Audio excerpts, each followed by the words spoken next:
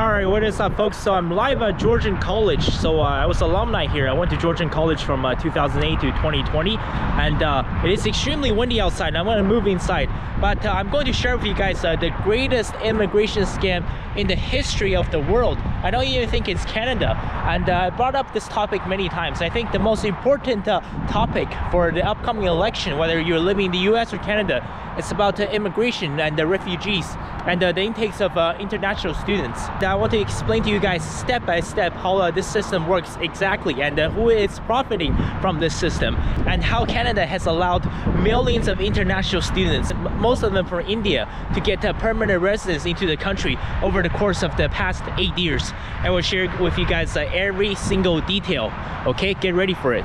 Alright folks, so I've grabbed a seat in the classroom. Just 4 years ago, I used to sit in a classroom just like this one at Georgian College. And don't worry, it is a Saturday, so there are no classes happening. This is a 100% empty classroom. I want to share with you guys the immigration scam that's happening across the college campuses in Canada. It's not just happening to Georgian College. So the actual immigration scam does not start right here in Barrie in Georgian College. It actually starts in Kitchener, Ontario. So Kitchener, Waterloo, and Cambridge, they form the Tri-City region. This is roughly 1 hour south of Toronto. And there are 3 Indian brothers. You have to remember these 3 brothers. Think of it as the 3 Musketeers. They're the Basiri brothers. They also arrived in Canada many years ago as international students. The 3 Indian brothers, they co-founded this program. It's called the Apply Board. You can look up their website. Their #1 mission is to educate the world. More specifically, when they say to educate the world, they mean that they're going to bring in millions of people from the Punjab region of India, mostly Punjabi Indians and Sikh Indians, into various other countries. They want these people to come into universities in Canada, in the United States, in the United Kingdom, in Ireland, in Australia, and New Zealand. This is a pathway for them to get permanent residency via college applications into these countries. So the program Apply Board, based in Kitchener, Ontario, they actually have over 10,000 recruiters just in the Punjab province of India alone. Have a look at this picture. So this is one typical building in Punjab, India. These are all the recruiting agencies for international students that's coming from India. That's just one building. There are thousands and thousands of these recruiting agencies. Remember, Apply Board has 10,000 recruiters based in Punjab.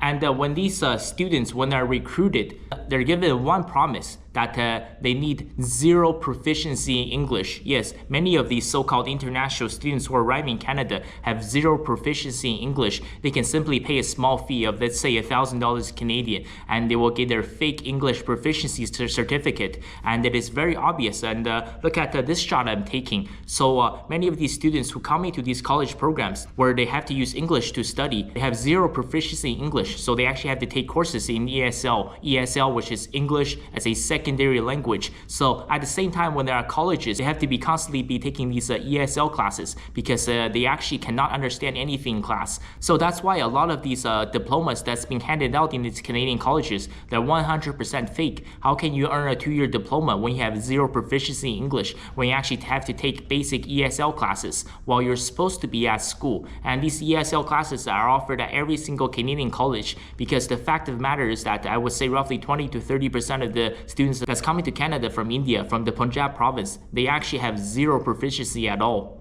And just to let you know, these 3 Indian brothers, they're filthy rich. That's how they can afford to have 10,000 recruiters in the Punjab province. Because for every single student that gets recruited from the Punjab province of India, every single successful recruit will earn that agent in India $2,000 Canadian cash.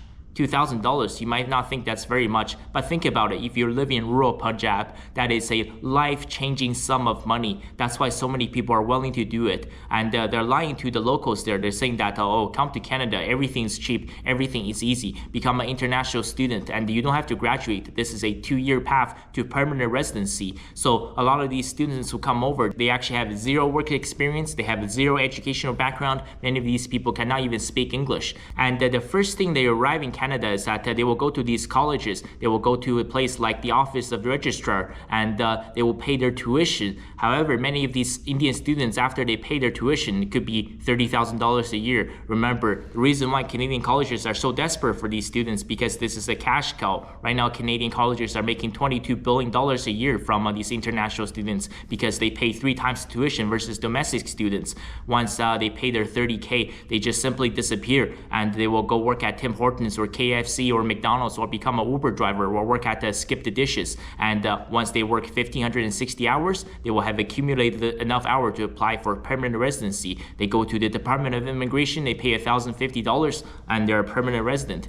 That's how Canada welcomed 1.3 million people back in 2023 because this is an easy backdoor immigration scam. And yes, I mentioned before, this is not just happening in Canada, this is also happening in the US to some degree, although not as bad as Canada. It is also happening to countries like the UK, like Ireland, like Australia, and like New Zealand. So things have gotten so bad in Australia. Many universities and colleges, they have actually outright 100% banned international students coming from India. Yes, 100% banned. You can look this up. I'm not making this up as propaganda. The Australian government is simply saying that this is not racism or xenophobia, but these people who are coming to our universities, who are coming to our colleges, they have no intentions of actually studying in Australia. Their only goal is to work at McDonald's or KFC for 2 years and get their permanent residency. And right now Australia is also having a population explosion and their housing market is 100% crashing, where nobody can afford rent, where nobody can afford to buy a home. And for this reason, one after another, the Australian universities and the colleges, they're completely turning away all of the Indian international students. As a matter of fact, even the United States, UK, and Ireland, they have also caught on to this scam. So back in 2021, the United States, along with the UK, Ireland, Australia, and New Zealand, they actually co-signed a code of conduct for the ethical recruitment of international students from overseas. And the whole purpose of this 2021 Code of Conduct for the ethical recruitment of international students is so that these students who are coming into Canada, who are coming to USA, who are coming to Australia, who are coming to the UK, their purpose is to come here to study, to get quality education so that they can improve their lives for the future. This is not some backdoor pathway towards immigration. And so I mentioned the USA, Australia, New Zealand, UK, and Ireland, they have all co-signed this Code of Conduct. So this Code of Conduct was also brought to Canada to our Prime Minister Justin Trudeau and Chrystia Freeland, along with the Liberal Party of Canada. However, here's the plot twist. Justin Trudeau refused to sign this Code of Conduct for the ethical recruitment of international students. Do you guys want to know why Justin Trudeau refused to sign this Code of Conduct to continue to let millions of international students flow into Canada, mostly from India, mostly from the Punjab province? It's because Apply Board and the 3 Basiri brothers from India, they're personally endorsed by our Honorable Prime Minister Justin Trudeau. Now we are the biggest company bringing students to Canada, and we are so glad that we have done this. And also, We're so glad too, because we need more international students. and I believe they. We're so glad too, because we need more international students. Yes, Justin Trudeau is actually the mastermind behind all of this. He supports all of these 100%. He actually wants Canada to be flooded with tens of millions of immigrants. That was his goal from day one. That was his goal since he took office back on November 4th of 2015.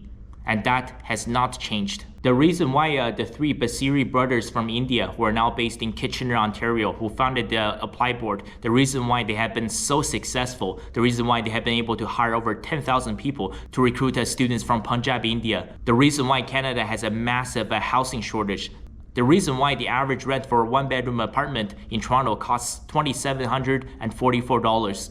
This is all because of one man, that is Justin Trudeau. He is the true mastermind behind all of this. And as we head into the election cycle, because the NDP has ended their support for the Liberal Party of Canada. So yes, right now Justin Trudeau's minority government could be overthrown at any time. And this is the same issue for the US and Canada, same thing for the UK and Australia. We really need to look at our immigration system and how broken and how abused the system is. Never mind the international students, never mind the temporary foreign workers, even just in Canada, 500,000 immigrants coming to Canada legally per year. That's 5 million in 10 years. That's 10 million in 20 years. Is this really sustainable? Does Canada really need this level of immigration? Does the United States really need this kind of immigration? What about the UK? What about France? What about Australia? I think at this point, everybody has to realize the reason why rent is so expensive, the reason why nobody can afford to buy a home is because there's a population explosion due to radical immigration. And the entire system, at least for the 5 years, must be temporarily shut down. And we need to look at our options,